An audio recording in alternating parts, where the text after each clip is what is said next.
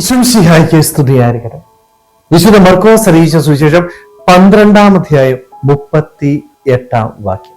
അവൻ ഇങ്ങനെ പഠിപ്പിച്ചു, നിങ്ങൾ നിയമജ്ഞരെ സൂക്ഷിച്ചുകൊള്ളുവിൻ. ജനങ്ങൾക്ക് അവൻ കൊടുക്കുന്ന ഒരു ഉപദേശം, അതായത് നിങ്ങൾ നിയമജ്ഞരെ സൂക്ഷിച്ചു കൊള്ളണം. എന്തുകൊണ്ടാണ്? അവർ പ്രാർത്ഥിക്കുന്നുവെന്ന് നടിക്കുന്നു. അവരൊരിക്കലും ആത്മാർത്ഥമായിട്ടല്ല ഒന്നും ചെയ്യുന്നത്, മറിച്ച് സ്ഥാനമാനത്തിനും അംഗീകാരത്തിനും വേണ്ടി അവർ ചെയ്യുകയാണ്. മറ്റുള്ളവരെ കാണിക്കാൻ വേണ്ടി ചെയ്യുന്ന പ്രവൃത്തികളത്.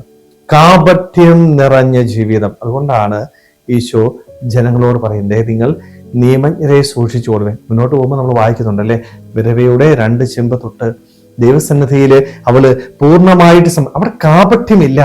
അവൾക്കുണ്ടായിരുന്നതൊക്കെയും സന്തോഷത്തോടുകൂടി അവൾ ദൈവസന്നിധിയിൽ സമർപ്പിക്കും. അതുപോലെ ഈ നിയമജ്ഞരിൽ നിന്ന് അകന്ന് ജീവിക്കാനായിട്ട് എനിക്ക് സാധിക്കണം.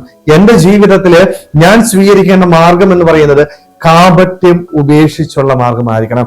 ജീവിതത്തില് ഒരിക്കലും കാപട്യം ഉണ്ടാവരുത്. പലപ്പോഴും കാപട്യത്തോടുകൂടി ജീവിക്കുന്ന വ്യക്തികളായിട്ട് നമ്മൾ മാറുക. ഇഷ്ടംപോലെ പൊയ് മുഖങ്ങളുണ്ട് അല്ലെ. ഓരോരുത്തരുടെ മുമ്പില് ഓരോ മുഖമാണ് നമ്മൾ കാണിക്കുന്നത്. പക്ഷേ എൻ്റെ ദൈവം എൻ്റെ ഉള്ളിൽ കാണുന്നുണ്ട്.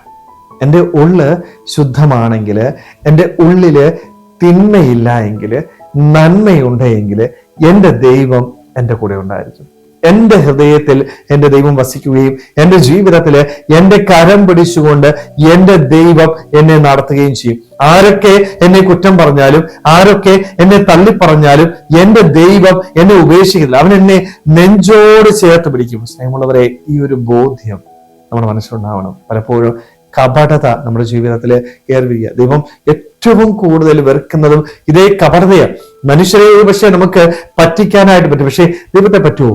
ഒരിക്കലും പറ്റില്ല. കാരണം എൻ്റെ ഉള്ളിൽ കാണുന്ന, എൻ്റെ ഹൃദയം കൃത്യമായിട്ട് മനസ്സിലാക്കുന്ന എൻ്റെ ദൈവത്തിന്റെ മുൻപിലാണ് ഞാൻ ആയിരിക്കാം. അതുകൊണ്ട് ആ ദൈവത്തെ ഒരിക്കലും എനിക്ക് പറ്റിക്കാനായിട്ട് സാധിക്കുന്നത്. അതുകൊണ്ട് ദൈവത്തിന് മുമ്പിൽ എപ്പോഴും വിശ്വസ്തയോടുകൂടി ജീവിക്കുവാനായിട്ട് സാധിക്കും. നിയമജ്ഞരെ പോലെ കാപട്യം നമ്മുടെ ജീവിതത്തില് ഒരിക്കലും ഉണ്ടാവരുത്.